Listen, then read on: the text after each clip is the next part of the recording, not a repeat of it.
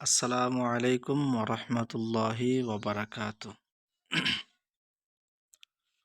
آج ہم سیکھیں گے کلاس نمبر 9 میں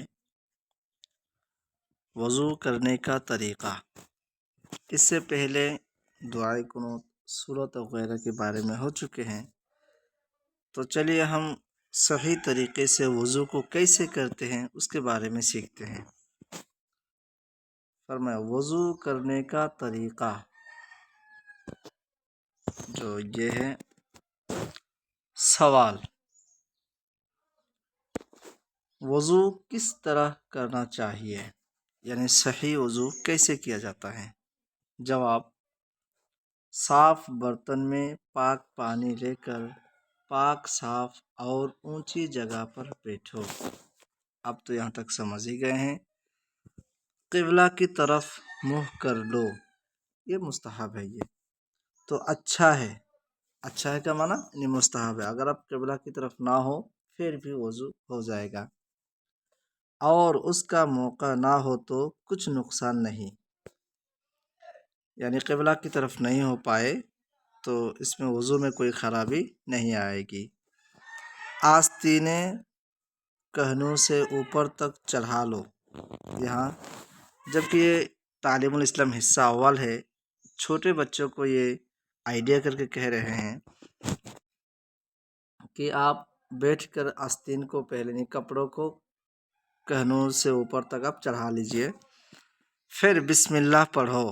بسم اللہ سے مراد بسم اللہ الرحمن الرحیم، یا صرف کوئی بسم اللہ پڑھے پھر بھی ہو جائے گا، اور 3 بار گٹوں تک دونوں ہاتھ دھو لو، جس کو کلائی بھی بولتے ہیں، یعنی ہاتھ کا پہلا جو قبضہ ہے وہاں تک 3 مرتبہ دھلنا ہے، پھر 3 مرتبہ کلی کرو، پھر اچھے سے گڑگڑا کر کے 3 مرتبہ کلی کریں گے۔ مسواک نہ ہو تو انگلی سے دانت مل لو، یعنی اگر مسواک نہیں ہے تو انگلی سے دانت ملو، یعنی انگلی کو منہ کے اندر گھسا کر 2-3 مرتبہ ادھر ادھر، جیسے ہم صبح دانت مانجتے ہیں۔ پھر 3 بار ناک میں پانی ڈال کر بائیں ہاتھ کی چھوٹی انگلی سے ناک صاف کرو، یعنی ہاتھ کی سب سے جو چھوٹی انگلیاں ہیں جو کنارے میں ہیں بائیں ہاتھ کی، اس سے آپ دونوں ناک کے سوراخ کو صاف کر لیں گے۔ پھر 3 مرتبہ منہ دھو، پھر 3 مرتبہ پورے چہرہ کو آپ دھلیں گے۔ منہ پر پانی زور سے نہ مارو بلکہ آہستہ سے پیشانی پر پانی ڈال کر دھو، یعنی منہ پر کچھ لوگ ہوتے ہیں بہت زور سے پانی مارتے ہیں، تو اس کے نتیجے میں بغل میں جو لوگ وضو بناتے ہیں ان کو بھی ڈسٹرب ہوتا ہے، اس لیے فرمایا کہ منہ پر زیادہ زور سے پانی نہیں مارنا چاہیے، اور یہ پانی پیشانی پر ڈالے تاکہ پورے منہ کے نیچے کی طرف آ جائے۔ پیشانی کے بالوں سے تھوتھڑی کے نیچے تک اور ادھر ادھر دونوں کانوں تک منہ دھونا چاہیے، یعنی ایک کان کے لو سے دوسرے کان کے لو تک یہ دھلنا چاہیے۔ پھر آگے یہ کہیں، پھر کہنوں سمیت دونوں ہاتھ دھو، یعنی جب ہاتھ کے جو کہنوں ہے دوسرا والا جو گانٹھ ہے وہاں تک، پہلے داہنا ہاتھ 3 بار پھر بایاں ہاتھ 3 بار دھونا چاہیے۔ تو سب سے پہلے داہنا ہاتھ دھولے 3 بار، پھر بایاں ہاتھ۔ اگر کوئی بھول کر یا غلطی سے بایاں کو پہلے دھل لیا پھر داہنا کو دھولا، اس پر بھی کوئی حرج نہیں ہے، وضو ہو جائے گا۔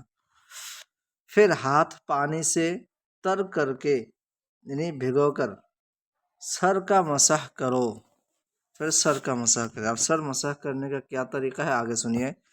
پھر کانوں کا مسح کرو، پھر گردنوں کا مسح کرو۔ مسح صرف ایک مرتبہ کرنا چاہیے۔ اب دیکھیے یہ پورا ہو گیا، پھر کانوں کا مسح کرو، پھر گردن کا مسح کرو، یہ تمام مل کر کے آپ یہ کہتے ہیں کہ سر کا مسح کرنا۔ اس میں چوتھائی سر کا مسح کرنا فرض ہے اور پورے سر کا مسح کرنا سنت ہے۔ پھر 3 مرتبہ دونوں پاؤں ٹخنوں سمیت دھو، پھر 3 مرتبہ آپ پاؤں کو دھلیں گے۔ پہلے داہنا پاؤں پھر بایاں پاؤں دھونا چاہیے، سب سے پہلے داہنا پھر بایاں۔ اگر اس میں کوئی یہ کرے کہ پہلا بایاں دھو لے پھر دہنا پھر بھی ہو جائے گا۔